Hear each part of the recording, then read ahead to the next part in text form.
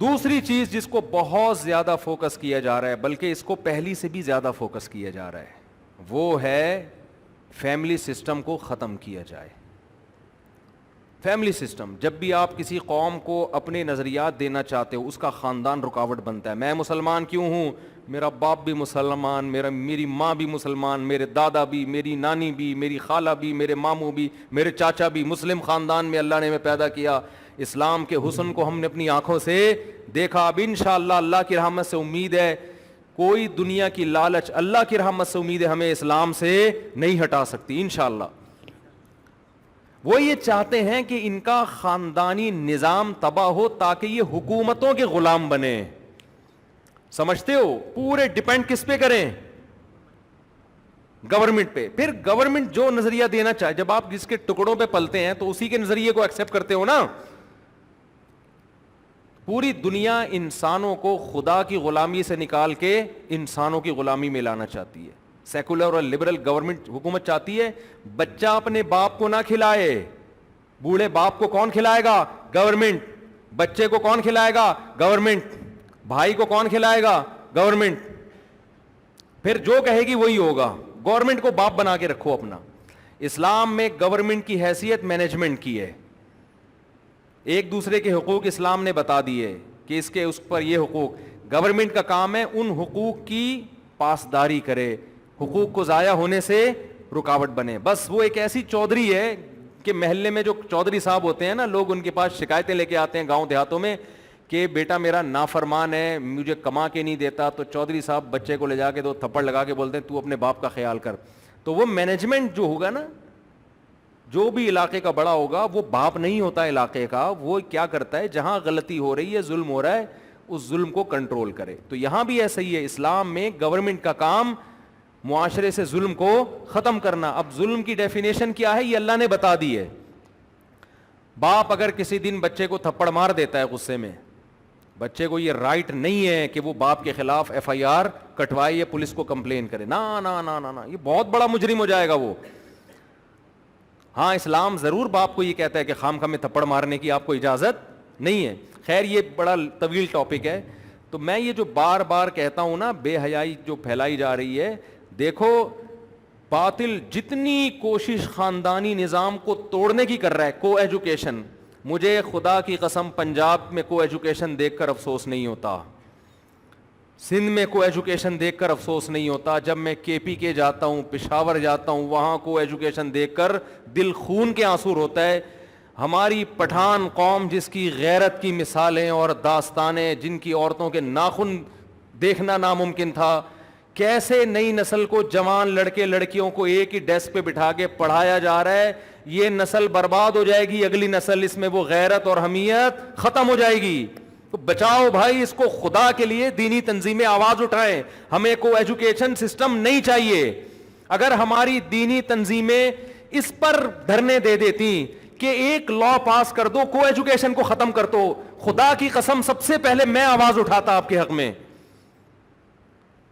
کوئی ڈھنگ کا کام ہو نہیں رہا ہے, کسی بھی حکومت میں نہیں ہو رہا ہے. پتہ نہیں کس چیز پہ اپنی صلاحیتوں کو صرف کر رہے ہیں.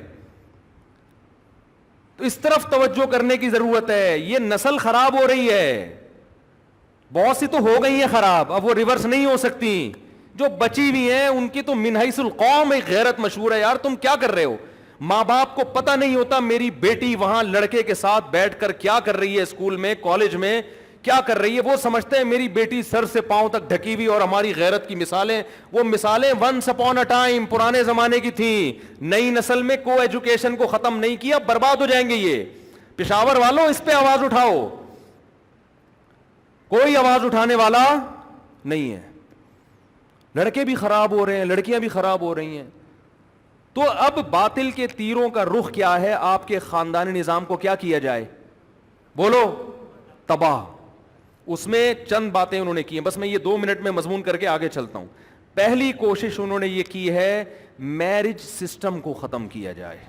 شادی ہو ہی نہیں, ہومو سیکچولیٹی کو, اور یہ لڑکی فیمیل کے ذریعے اس کو فروغ دو, تاکہ یہ سسٹم ہی کیا ہو جائے, برباد. شادی نہیں ہوگی تو نسل کہاں سے پیدا ہوگی. اور اگر کسی کمبخت نے شادی کرنی ہے, دیر سے کرے, وہ ہمارے پٹھان بھائیوں میں رواج تھا لڑکی بالغ ہوتے ہی غیرت کے خلاف سمجھتے تھے اگر اس کی شادی نہیں کی. کہاں گئی بھائی تمہاری غیرت؟ وہ تم اس ماحول سے متاثر ہو گئے ہو. میں نے اپنی کم عمر بچی کی شادی کی بالغ ہوتے ہی. پٹھان مولانا مجھ پہ اعتراض کر رہے ہیں میرے اپنے دوست کہ یار اتنی چھوٹی بچی کی تم نے شادی کر دی. میں نے کہا میں تمہیں مسلمان ہونے کا نہیں پٹھان ہونے کا تانا دیتا ہوں میں تمہیں. تم نے اسلام بھی چھوڑ دیا اور اپنی وہ غیرت بھی چھوڑ دی تم نے. یہ تانا کوئی اور مجھے دیتا تو سمجھ میں آتا ہے یار تمہاری تو مثالیں مشہور ہیں. تو جب پٹھان مولاناؤں کا یہ حال ہو گیا ہے یہاں آ کے, وہ ہمیں سمجھا رہے ہیں کہ یار آپ نے 9 عمر بچی کی شادی کر دی, تو قوم کو کون سمجھائے گا؟ میرا خیال ہے نہیں آ رہی بات سمجھ میں. اس لیے ہم چیخ رہے ہیں, رو رہے ہیں, اپنے اس خاندانی نظام کی حفاظت کرو.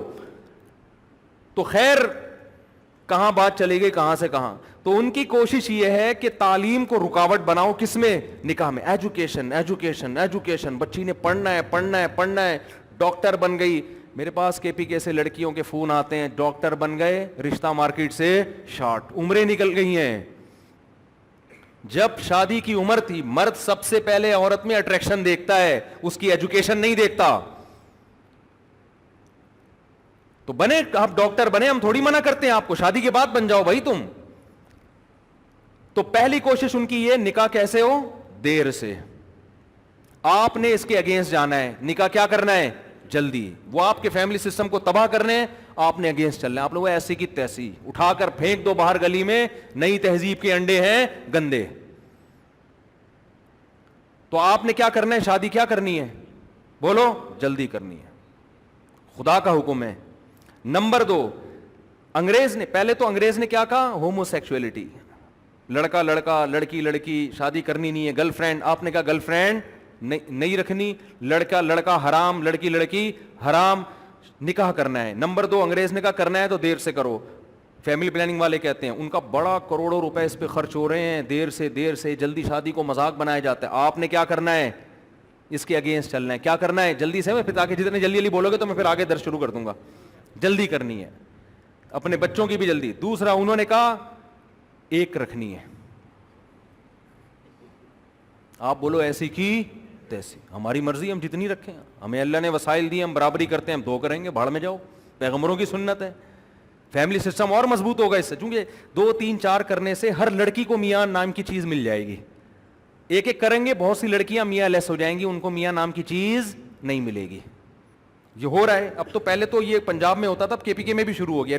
رشتے مارکیٹ سے کیا ہو رہے ہیں؟ شارٹ. پہلے پٹھانوں کے ہاں ایسے ہوتا تھا, لاکھوں کروڑوں روپے مہر دو تو بیٹی دیں گے. اب وہاں بھی سسٹم کیا ہو رہا ہے؟ خراب, کیونکہ رشتے مارکیٹ سے کیا ہو رہے ہیں؟ شارٹ. اسلام کو چھوڑو گے تو یہی ہوگا. تو آپ نے کیا کرنا ہے؟ ایک نہیں, ایسی کی تیسی معاشرے کی. ہم کریں گے اپنی مرضی سے, زیادہ کریں گے, اس میں کوئی رکاوٹ نہیں. جلدی کریں گے, زیادہ کریں گے. پھر فیملی پلاننگ والوں نے پورا باطل کے تیروں نے زور لگایا, بچے 2 ہی اچھے. آپ اس کے اگینسٹ جاؤ. 2 تو بچے شروع ہوتے ہی نہیں ہیں. بچے کہاں ہیں؟ یہ تو ایک آدھ ساشیں ہیں, کمپنی کی مشہوری کے لیے بھی ہیں. قرآن کہہ رہا ہے یہب لمن یشاء یشاء اناسا, جس کو چاہتا ہوں بیٹیاں گفٹ کرتا ہوں. تو بیٹیاں پلورل ہے, پلورل کم سے کم 3 کو کہتے ہیں, کم سے کم. اور جس کو چاہتا ہوں بیٹے, پلورل ہے, جمع ہے, گفٹ کرتا ہوں, کم سے کم کتنے؟ 3.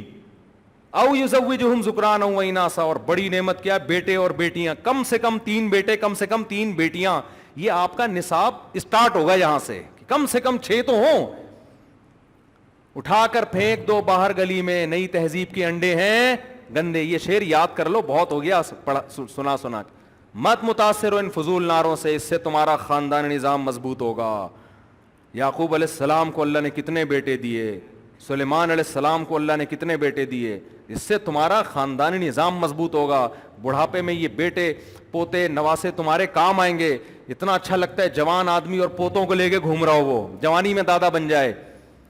کاروبار کرو, پیسہ بھی کماؤ, سارے کام کرو, لیکن اس کو بھی فوکس کرو. سمجھتے ہو؟ تو آپ بالکل باطل کے کس طرح جاؤ گے؟ اگینسٹ. تو میں اس لیے اتنا چیخ رہا ہوں کہ ہماری نماز روزے پہ میرے بھائی باطل کو کوئی تکلیف نہیں ہے. وہ کہتا ہے فیملی سسٹم تباہ کرو تاکہ یہ نسلیں سمٹ کے مارکیٹ سے شارٹ ہو جائیں. خاندانی نظام تباہ ہوگا تو ان کو جو پہناؤ گے پہن لیں گے وہ. خود تو اپنی نسلیں ان کی بڑھ نہیں رہی نا, خود نسلیں بڑھ نہیں رہی ہیں, تو انہوں نے کہا ہماری تو بڑھ نہیں رہی ہے, تو اب انہی کی کم کر دو, تو اس لیے ہمیں کم نہیں کرنی ہے. خیر کہاں سے کہاں بات چلی گئی.